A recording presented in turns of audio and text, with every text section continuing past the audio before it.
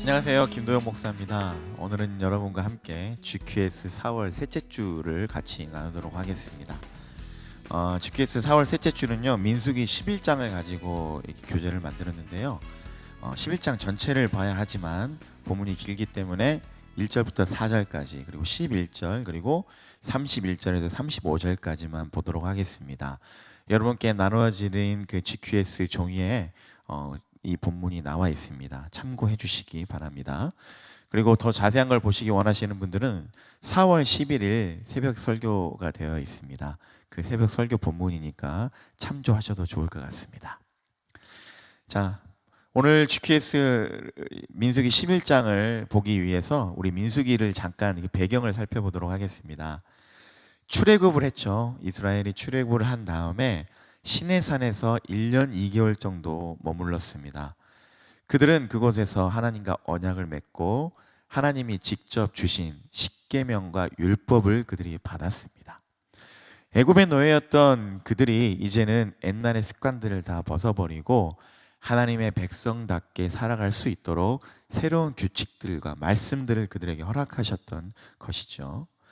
그렇게 하나님이 새로운 가르침을 그들에게 다 주시고 이제는 그 가르침이 끝나자 바로 그들에게 처음 약속하셨던 땅 애굽으로, 애굽이 아니죠, 애굽에서 나와서 시내산에서 가나안으로 이제 갈 수 있게 해주셨습니다.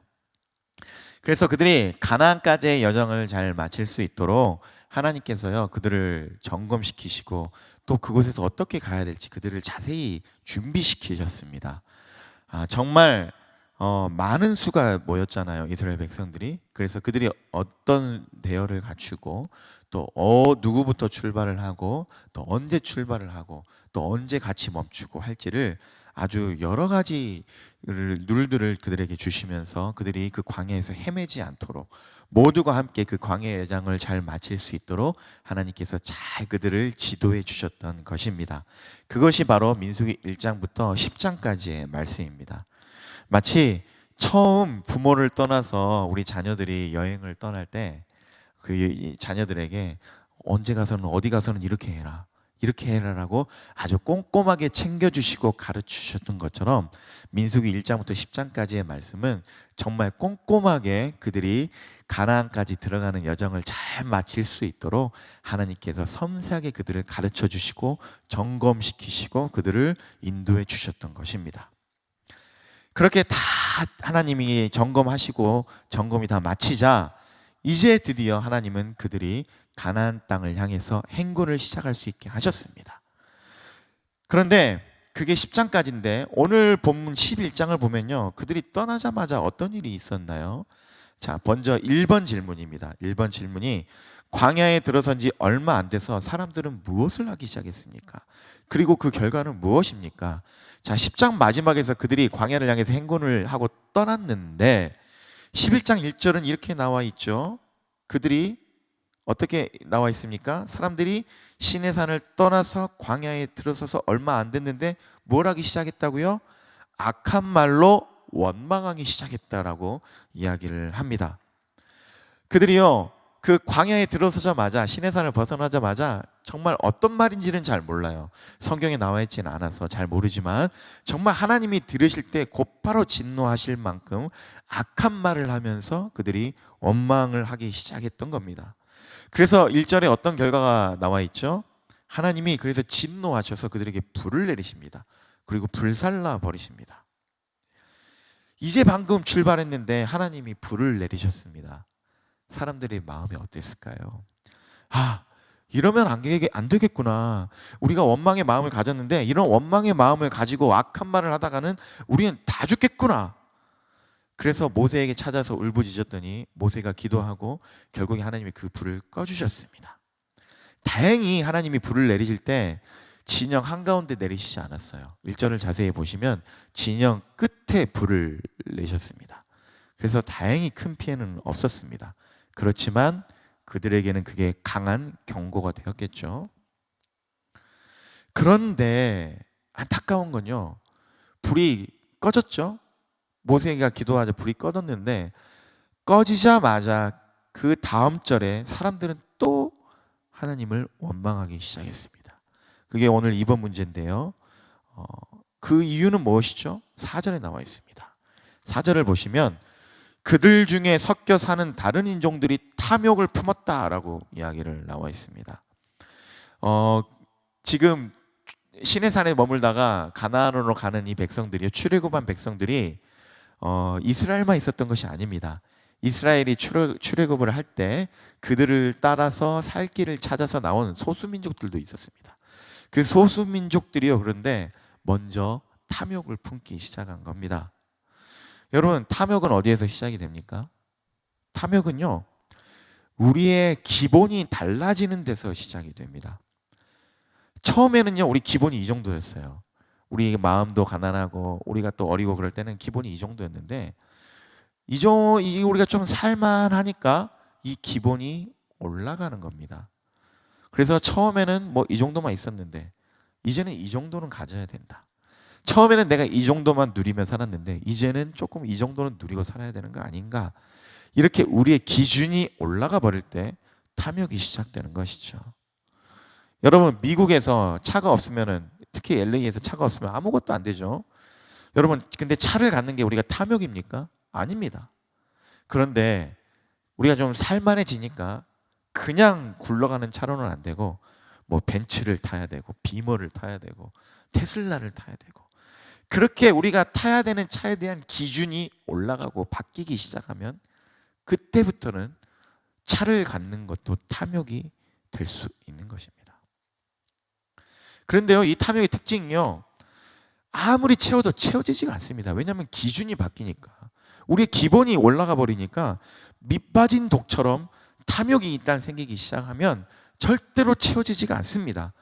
그래서 열매가 맺히는데 어떤 열매가 맺히냐면은 불만, 불평, 원망, 이런 열매들, 이런 부정적인 열매들이 맺어질 수밖에 없습니다. 탐욕을 아무리 따라가고 채워도 부정적인 열매들만 가득한 것이죠. 소수민족들의 탐욕은 결국 불평과 원망이 되었고, 결국 사람들은요, 고기를 달라라고 외치기 시작했습니다. 이까지 만나가지고 이렇게 어떻게 사느냐, 고기를 달라. 그런데 이런 불평과 원망은 항상 더 불행한 결과를 가져옵니다. 왜냐하면 이 불평과 원망의 전파력과 파괴력 때문에 스스로 파멸의 길을 갈 수밖에 없습니다. 여기서 우리가 3번의 문제가 나옵니다. 사람들의 원망은 결국 모세를 향했습니다. 모세도 하나님께 그래서 불평하기 시작했습니다. 그래서 하나님은 모세의 불평을 들으시고 그에게 70인의 동역자를 세워주십니다. 그러나 고기를 달라고 원망한 사람들에게는 하나님이 메추라기를 내려주시는 듯 했지만 고기가 이에서 씹히기 전에 재앙을 내리셔서 하나님 그들을 심판하셨습니다. 자, 3번 문제가 그겁니다. 왜 같은 불평과 원망을 했는데 모세에게는 응답을 해주셨고 왜 이스라엘 백성들에게는 심판을 내리셨을까요? 왜 같은 불만과 원망 앞에서 하나님은 정반대의 결과를 내려주셨을까요? 자, 소수민족들의 탐욕으로 시작된 불평과 원망은요, 전 이스라엘에 확산되기 시작했습니다. 결국에 어떤 일이 발생했냐면 온 이스라엘 백성들이 전부 다 자기 장막을 붙들고 문간을 붙들고 막 통곡하기 시작한 겁니다. 우리는 고기도 못 먹는구나. 어떻게 이런 곳에서 우리가 만나만 먹으면 사는 건가? 그리고 만나 하나 가지고도 굉장히 좋아했던 모습은 온데간데 없이 사라지고 고기를 못 먹는다고, 예전에는 우리가 훨씬 더 잘 먹었다고 추억하면서 정말 대성통곡을 하기 시작했습니다. 결국 온 이스라엘이 통곡을 하고 원망하는 소리를 모세가 들었습니다.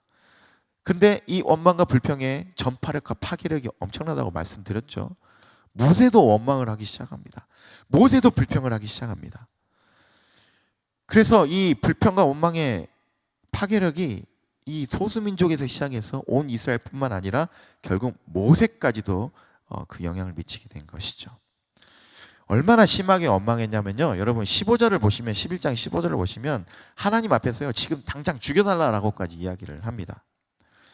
그런데 하나님이 모세의 원망에는 70명의 장로라는 동역자를 세워주시는 것으로 응답을 하시더니 백성들의 원망에는요 메추라기를 내려주셔서 처음에는 하나님이 응답해 주셨구나, 먹이시는구나 싶었는데 이에서 씹히기도 전에 그 불평했던 사람들에게 하나님이 재앙을 내리셔서 그들 모두를 심판하셨던 겁니다. 왜 하나님이 다르게 반응하셨을까요? 그것은 11절 초반부를 우리가 보면 알 수 있습니다. 11절 뭐라고 나와 있죠? 모세가 여호와께 여짜오되. 자, 그 불평과 원망이 똑같이 모세에게도 전달이 되었지만 모세는 그 마음을, 그 불평의 원망의 마음을 누구에게 가져간 겁니까? 하나님 앞에 가져간 겁니다. 백성들은 어떻게 했죠? 서로에게 막 불평을 나누고 그래서 그 안에서 키워가고 원망을 키워가고 결국에는 그 모든 것들을 모세 앞에서 다 쏟아부었지만 모세는 그 원망을 듣고 백성에게 되갚아 준 것이 아니라 하나님 앞에 가지고 나갔습니다. 즉 여러분, 어떤 차이가 있냐면요, 그 마음을 가지고 누구에게 나갔느냐, 그것이 바로 생명이냐 죽음이냐를 갈라놓는 분기점이 될 수도 있는 것입니다. 불평하고 원망하는 마음이 여러분 들 때요, 그 마음을 가지고 사람들 앞에 나아가서 쏟아놓으면 그건 죄가 되고 파멸이 되고 죽음이 될 수 있지만 그것을 그 마음 그대로 가지고 하나님 앞에 나아가면 그것은 기도가 되고 찬양이 될 수 있다는 것입니다. 이것은 여러분 수많은 시편을 보면 우리가 알 수 있습니다. 시편 기자들이 얼마나 어렵고 힘든 삶을 살았습니까? 그런데요, 그들이 정말 힘들고 억울하고 분통한 삶을 살다가 그 상한 마음을 가지고 사람들에게 가지 않고 하나님 앞에 다 쏟아놓은 것이 바로 시편입니다. 고상한 표현으로 좀 포장을 해놓긴 했지만 정말 불편스럽고 원망스러운 자신들의 속내가 그곳에 다 담겨져 있습니다. 그것을 사람들이 아니라 하나님께 가져가니까 그게 기도가 되고 시가 되고 노래가 되고 시편이 된 겁니다. 사랑하는 여러분, 우리가 살다 보면 불평과 원망스러운 마음들 누구나 가질 수가 있습니다. 그런데 그 마음을 사람들에게 가지고 나가면요, 또 다른 많은 불평과 원망을 낳게 되고 결국 그것은 나뿐만이 아니라 내 주위에 있는 그 모든 이들까지도 모두 파멸로 이끌어가게 됩니다. 그러나 그 마음을 가지고 하나님 앞에 나아가면 불평과 원망을 내 안에서 그치게 하실 뿐만이 아니라 그들 안에서도 그 어두움이 끊길 수 있도록, 그래서 그들을 결국 파멸의 길이 아니라 생명의 길로 인도할 수 있도록 하나님이 은혜를 베풀어 주시는 것입니다. 그 믿음 가지고 여러분 목장에서 두 가지 나눔 질문을 해주시기 바랍니다. 1번은 그렇습니다. 탐욕은 우리의 기본이 바뀌는 데서 시작합니다. 삶 속에서 우리의 기본이 바뀌었다는 것을 스스로 자각한 것이 있었는지, 그래서 불평과 원망이 감사로 바뀌었던 경험이 있었는지 나눠봅시다. 자, 우리의 탐욕, 우리의 불평이 어디서 시작된다고 했죠? 우리의 기준이 바뀌는 것, 기본이 바뀌는 것. 그냥 이게요, 이것이 지금 하나님에게 나에게 주신 은혜고 나에게 주신 가장 좋은 것이다라고 받아들이고 이것이 기본이라고 생각을 하면요, 우리에게서 불평과 원망이 사라질 수 있죠. 그런데 남들 보니까 이만큼 살고 저 사람들 보니까 나보다 덜 고생하는 것 같고, 그러니까 그 정도는 살고 그 정도는 가져야 되고 그 정도는 누려야 되는 것이 결국 우리의 기준이 되면 그것이 바로 탐욕이 시작되고 그 탐욕 때문에 불평과 원망이 시작되는 것입니다. 그런데 우리가 이것을 스스로 자각해서, 그래서 내 기준이 여기구나라고 다시 제자리를 찾았던 경험, 그래서 우리의 불평과 원망이 다시 하나님의 은혜에 대한 감사로 바뀌었던 경험. 기준이 바뀌면요, 우리 삶에 이미 가득한 하나님의 은혜를 우리가 발견할 수가 있습니다. 그런 경험을 나눠주시기 바랍니다. 그리고 두 번째입니다. 하나님 앞에 나아가 원망과 불평을 다 쏟아놓은 적이 있었는지, 그때 어떤 은혜를 하나님이 주셨는지 나눠봅시다. 여러분, 분명히 이 상한 마음 가지고 하나님 앞에 나아가면 하나님은 그것은 기도로 들어주십니다. 아무리 우리의 어리석고 속 좁고 우리의 연약함이 드러난 이야기들 할지라도 하나님은 주님 앞에 나온 것을 좋게 여겨주시고 선하게 여겨주시고, 그래서 우리의 불평과 원망이 기쁨이 되도록 우리에게 더 큰 은혜를 주십니다. 그런 은혜가 있었다면 여러분 같이 나눠주시기 바랍니다. 여러분의 삶과 여러분의 공동체는 어떠십니까? 여러분이 하나님 앞에 나아가면 탐욕이 있었어도 불평과 원망이 있었어도 모든 것이 기도가 되고 찬양이 되게 하실 줄 믿습니다. 그 믿음으로 우리 상한 마음 가지고 있는 모습 그대로 주님 앞에 나아가 모든 걸 다 내어드릴 수 있는 우리 모든 목자님들 되시길 주님의 이름으로 간절히 기원합니다.